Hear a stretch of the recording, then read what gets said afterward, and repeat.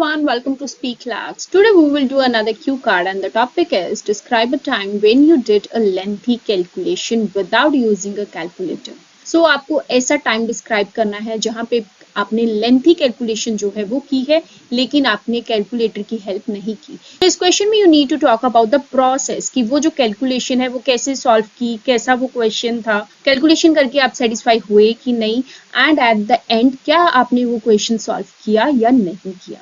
So you have to cover these bullet points. First is when was it, where was it, how did you do, and how did you feel about it. So when was it, पहले तो वो कब था, आप कहाँ पे थे और कब था, ये दो बुलेट पॉइंट में आपको ये चीज डिफाइन करनी है. And then how did you do, आपने क्या किया था. Basically you have to talk about the process कि आपने कैसे वो क्वेश्चन सॉल्व किया.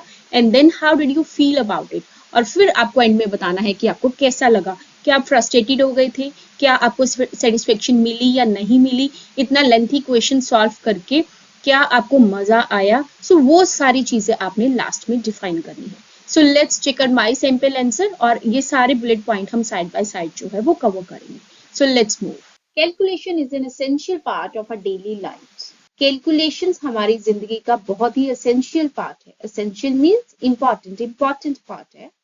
Although technology has made calculations faster and easier, हालांकि टेक्नोलॉजी ने हमारी कैलकुलेशंस को बहुत ही फास्ट कर दिया है, बहुत ही इजी कर दिया है.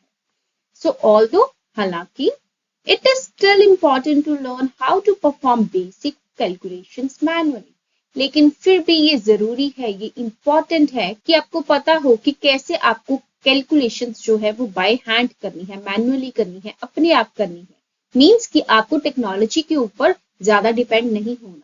Although technology is very important, हालांकि टेक्नोलॉजी इंपॉर्टेंट है लेकिन फिर भी आपको मैनुअली कैलकुलेशन कैसे करनी है वो आपको पता होना चाहिए. It is very important. Today I would like to talk about a similar incident where I solved a long math question without using any gadgets. आज मैं आपको एक सिमिलर इंसिडेंट के बारे में बताऊंगी जहां पे मैंने एक लॉन्ग मैथ क्वेश्चन जो है वो यूज किया था without using any gadget. means कि मैंने कैलकुलेटर यूज नहीं किया.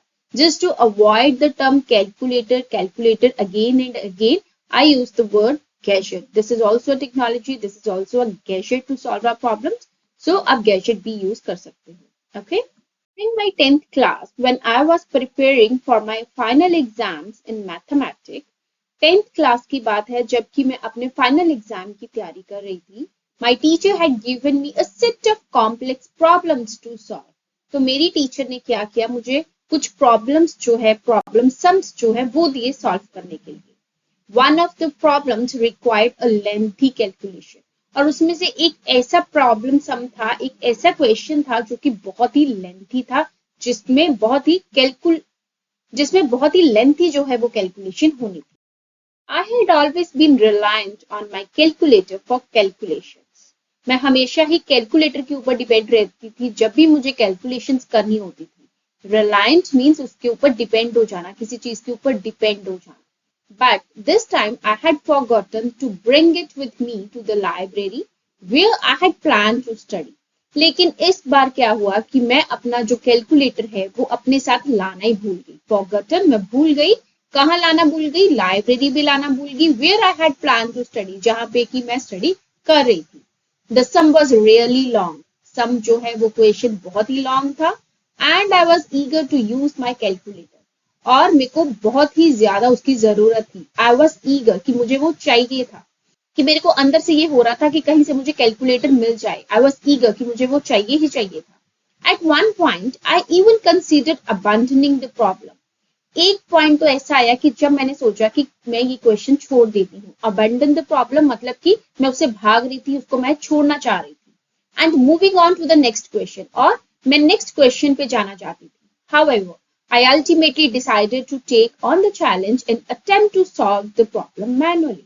लेकिन फिर क्या हुआ, लेकिन मैंने क्या किया, I ultimately decided to take on the challenge. मैंने ये चैलेंज एक्सेप्ट किया and attempt to solve the problem manually. और मैंने ये ट्राई किया कि उस क्वेश्चन को मैं मैनुअली ही बाय हैंड, बाय अपना ब्रेन यूज करके ही उसको जो है वो सॉल्व करूं. I took a deep breath. मैंने लंबी सा story and started working on the calculation, और उस कैलकुलेशन पे काम करना स्टार्ट किया. I used my knowledge for math formulas to simplify the expression.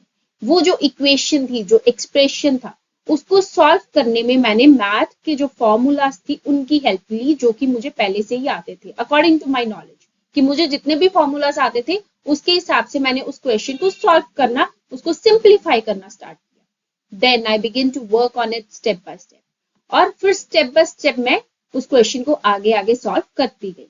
As I worked on the problem, और जैसे ही मैंने उस पे काम स्टार्ट किया, I realized that I was enjoying the process of doing the calculation manually. तब मुझे ये रियलाइज हुआ कि मैथ के जो क्वेश्चंस को सॉल्व करने का प्रोसेस है वो बहुत ही इंटरेस्टिंग है. मैं उसको एंजॉय कर रही थी. I was able to visualize each step.